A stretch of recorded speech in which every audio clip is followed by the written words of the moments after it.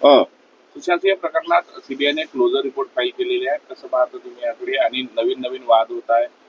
ज्या पद्धतीने राणेंनी म्हटलंय की उद्धव ठाकरेंनी मला 2 वेळा फोन केले होते, याचं नाव घेऊ नका. कसं आहे की मी जेव्हा राज्याचा गृहमंत्री होतो त्यावेळेस 4-5 वर्षापूर्वी, मला वाटतं 20ची गोष्ट असणार, त्यावेळेस सुशांत सिंग राजपूत यांनी आत्महत्या केली. त्याचा तपास त्यावेळेस मुंबई पोलीस आणि खास करून बांद्रा पोलीस स्टेशन मधले जे डीसीपी आहेत आणि त्यांचे सर्व सहकारी हे त्या सुशांत सिंग राजपूतच्या आत्महत्येच्या केसची संपूर्ण चौकशी करत होते. आणि अतिशय चांगली चौकशी बांद्रा पोलीस स्टेशननी डीसीपी आणि त्यांच्या सहकार्याने तिथे केली. आणि त्या सुशांत सिंग त्यांनी जी आत्महत्या केली होती त्यामध्ये आपल्या रिपोर्टमध्ये मुंबई पोलिसांनी सांगितलं की सुशांत सिंग राजपूत यांनी आत्महत्या केली आहे, त्याचा कुठेही खून झाला नाही असा रिपोर्ट मुंबई पोलिसने ऑलरेडी दिला होता. पण याचं कशा पद्धतीनं राजकारण करता येईल, पुढे बिहारच्या निवडणुका होत्या, त्याच्यामुळे सुशांत सिंगच्या वडिलांना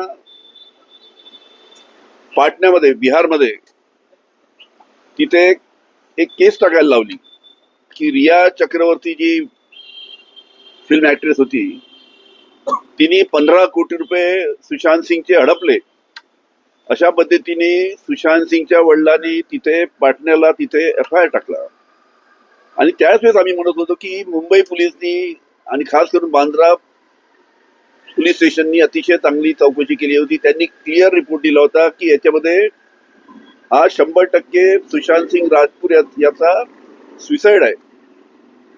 पण त्याला बिहारच्या निवडणुका तोंडासमोर ठेवून त्यावेळेस पॉलिटिकल अँगल देण्यात आला आणि सीबीआय कडे ही केस हँडल करण्यात आली. आता 4 वर्षानंतर सीबीआयने आपला रिपोर्ट दिला, त्यांनी संपूर्ण चौकशी केली आणि चौकशी केल्यानंतर सीबीआयने सुद्धा हे सांगितलं की याच्यामध्ये काही असं घडलं नाही, त्यांनी आत्महत्या केली आहे.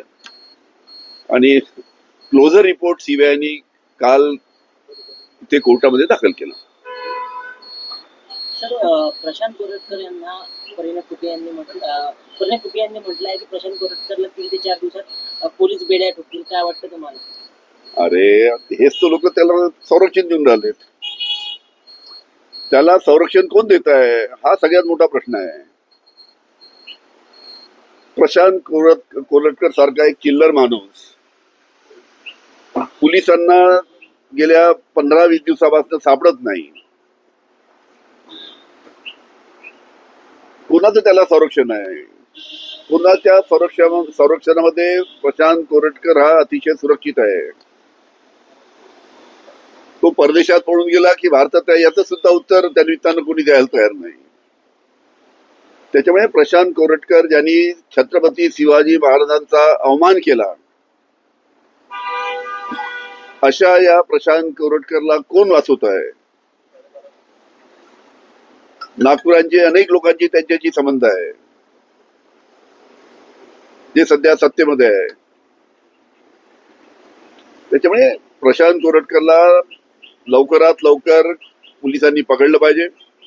आणि कोल्हापूरचे पोलीस जेव्हा नागपूरला येतात त्याला सुद्धा आपल्या नागपूरच्या पोलिसांनी सहकार्य केलं पाहिजे, कारण की महाराष्ट्राचा पोलीस एक युनिट आहे आमचं. त्याच्यामुळे एकत्र मिळून कोल्हापूर पोलिसांनी नागपूर पोलीस यांनी एकत्र मिळून कारवाई केली तर लवकरात लवकर प्रशांत कोरटकरला पकडण्यामध्ये यश मिळेल.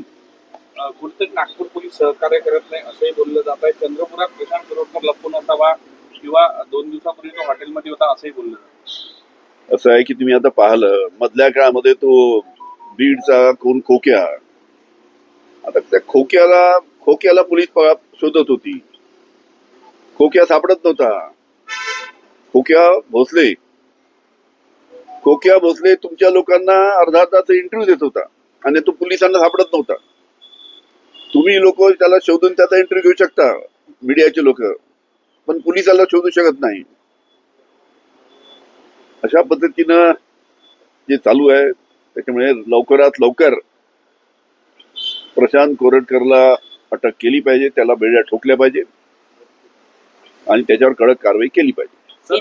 दिशा सालियन प्रकरणामध्ये ठाकरेंनी मला 2 वेळा तुम्ही गृहमंत्री असताना तुम्ही सुद्धा ऍटिट्यूड तुमच्यावर देण्याचा दबाव होता. 2 नंबरचं ते ऍटिट्यूड होतं. काय तो हे होता? त्याचाही आदित्य ठाकरेंवर खोटे आरोप करा.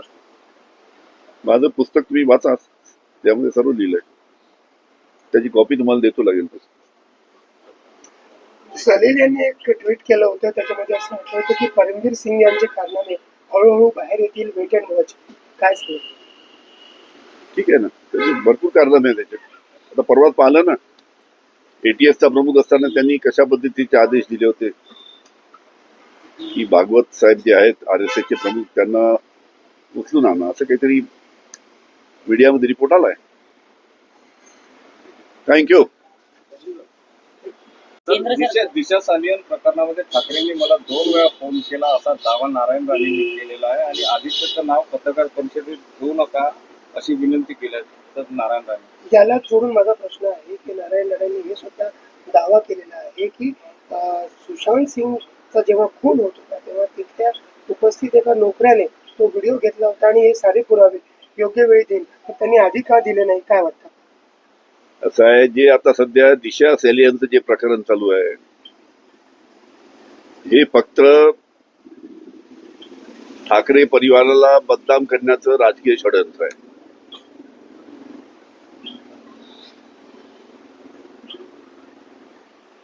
केंद्र सरकारने कांद्यावरील 20% निर्यात शुल्क कमी केला आहे, त्यामुळे मोठा दिलासा मिळेल का शेतकऱ्यांना? काय वाटतं? चांगलं आहे. केंद्र शासनाने जे निर्यात शुल्क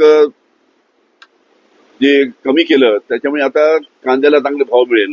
पण तशाच प्रकारचा प्रश्न आपल्या विदर्भामध्ये जो संत्रा होतो, जी मोसंबी होते,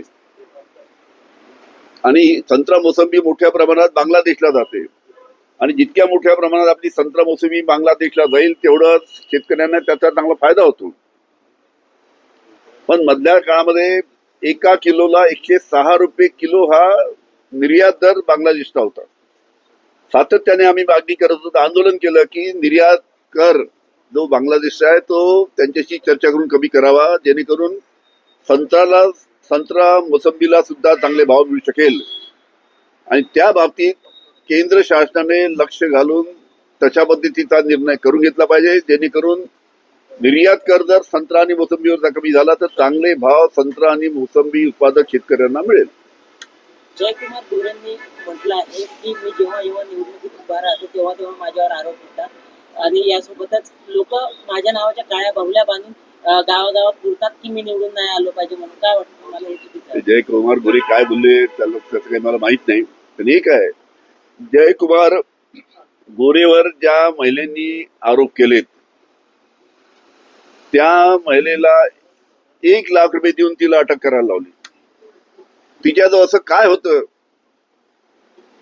की यांना तिला 1 कोटी रुपये द्यावे लागले?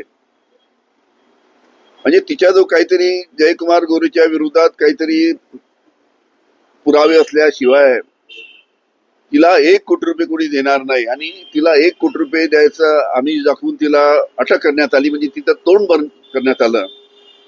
तिला काहीतरी बोलायचं होतं, पण अशा पद्धतीनं तिलाच 1 कोटीचं आमिष दाखवून तिला अटक करण्यात आलं. म्हणजे जी बिचारी बोलणार होती, जिच्यावर अन्याय झाला होता, तिला शेवटी अटक व्हावं लागलं. नागपुरात हिंसाचार झालेला त्यामध्ये बांगलादेशी कनेक्शन आपल्याला माजी गृहमंत्री म्हणून काही सोर्सेस करते का? काय आहे, काय वाटते या सगळ्या? कसं आहे की नागपूर पोलिसने सुद्धा याचा खुलासा केलेला आहे आणि त्याची आता चौकशी चालू आहे. आणि चौकशीमध्ये आमचं एकच म्हणणं आहे की जो कोणी दोषी असेल त्याच्यावर कारवाई झाली पाहिजे, पण जे कोणी दोषी नसतील त्याच्यावर कारवाई व्हायला नको, या दृष्टीनं पोलिसांनी पुढचे पावलं व्यवस्थित टाकले पाहिजे. सर, नारायण राणे यांना अटक झाली त्यावेळी त्यांच्या कुटुंबियाकडून उद्धव ठाकरे यांना सोडून देण्यासाठी फोन आला होता, केंद्रातून पण फोन आला होता, असा गौप्यस्फोट संजय राऊत यांनी केला. काय मला कल्पना नाही. सर, हिंदी में जानना चाहेंगे